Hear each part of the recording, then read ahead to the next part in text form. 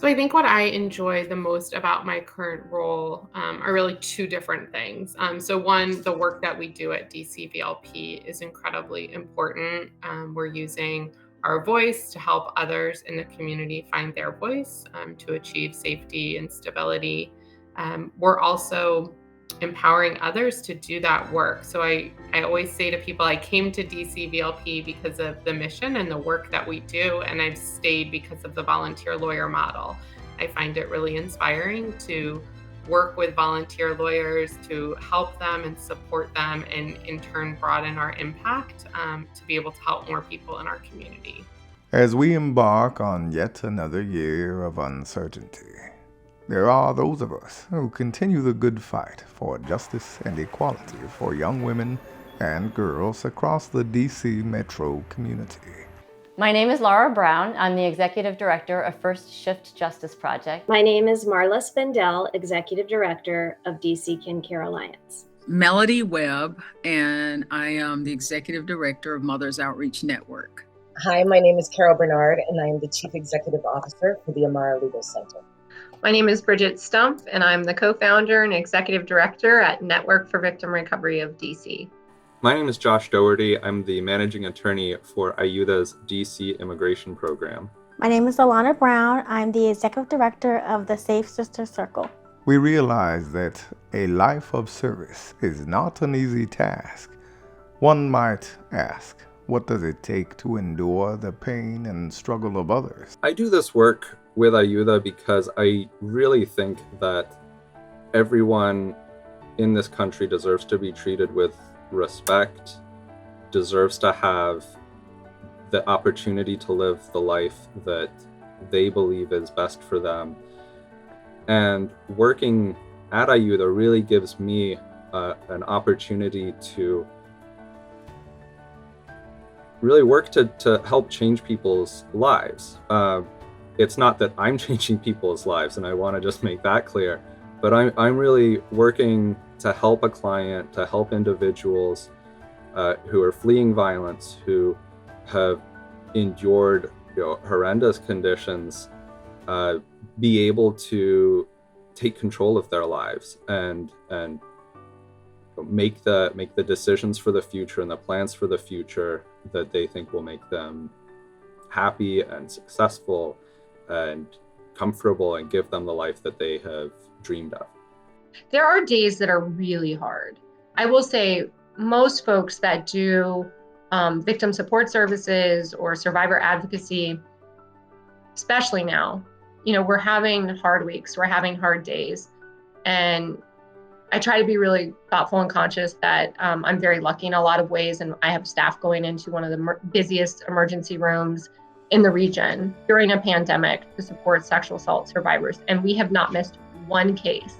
In 2 years during a global pandemic, hundreds of hours our staff have spent in an emergency room. It's a hard job. It's a hard job when you're not in a pandemic and when you're not operating virtually and when you're not dealing with all kinds of other just things that are happening in your personal life because of the world that we're living in.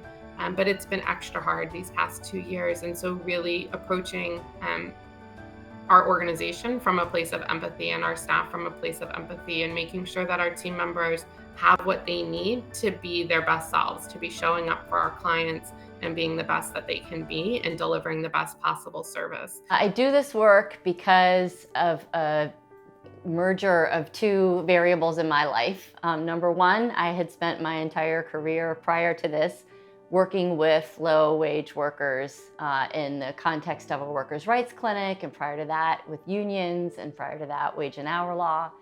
And I also became a mother myself. And becoming a mother myself brought me up close and personal with a lot of the challenges that women who are mothers and caregivers face in the workplace. And then the overlay of the work that I did with low-wage workers made me aware that while I was able to deal with some of those obstacles with money by hiring childcare and by other things that my privilege of money would bring me, that low-wage workers were not in that same position. And so sometimes those obstacles that they faced resulted in their job loss. So I'm a longtime public interest or poverty lawyer, and I myself am from Washington, D.C. I grew up in a really humble community and was always therefore in touch with issues of people living in very deep poverty. And I've been motivated to use the skill set I was fortunate to develop from law school, in law school, to address the problems that are around me. And then I was, again, just inspired by all the strategies I saw and had an opportunity to take part in while I was doing work as an attorney at the labor union. And I just feel so inspired by many of those who have come before me, the great activists in the civil rights struggle. The latest Black woman activist I'm just really fixated on is Johnny Tillman, who was a powerhouse in the early national welfare rights movement.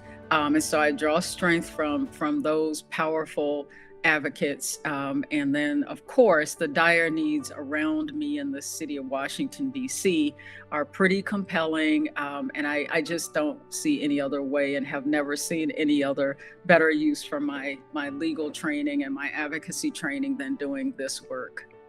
So the Amara Legal Center was founded in 2013.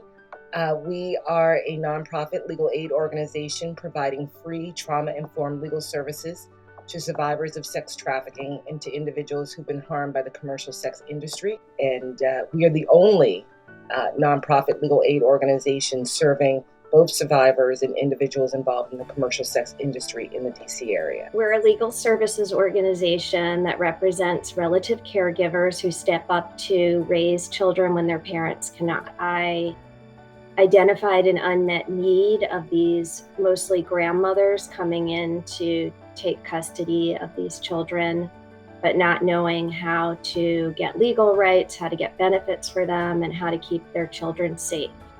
And so I felt like this was definitely an area that was really important to make sure that both the children and the new family, kinship families that they were living with would have stability. And so that's why I started DC Kin Care Alliance.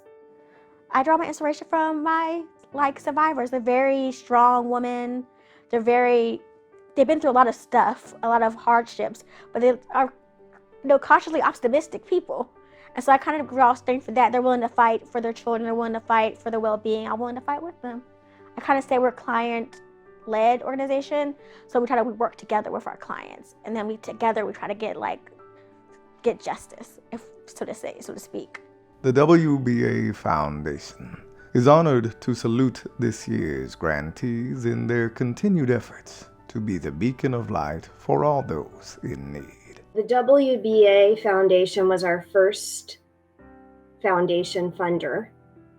And so they really gave us a leg up to be able to do what we needed to do when we were just starting out and we were trying to make this work. And without WBA Foundation, I don't think we would have been able to be what we are today, which is, I'm so excited to say that we started out with 2 attorneys, and just this week we doubled our size to 4 attorneys so we can serve more people. But we never could have been able to do that if we didn't have that initial support from WBA Foundation. Truly, on behalf of the board and the staff of Amara, I say thank you to WBAF for their commitment and their dedication to our organization. The grantees that we fund are really doing amazing work. I am so grateful that they are doing that work. Again, I know for myself, I don't have the experience. I couldn't step in and do that job, but I can give my time and talent and treasure to helping to raise money for funding those sorts of organizations and funding that work.